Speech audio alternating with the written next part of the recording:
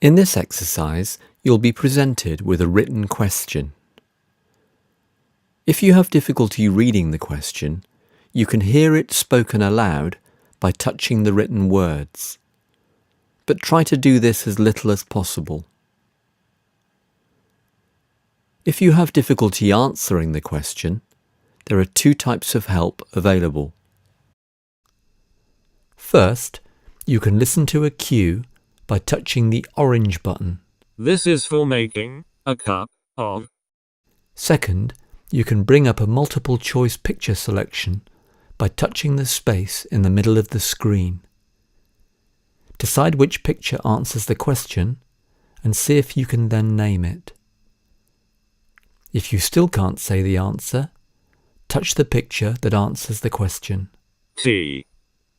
If you said it correctly, touch the tick.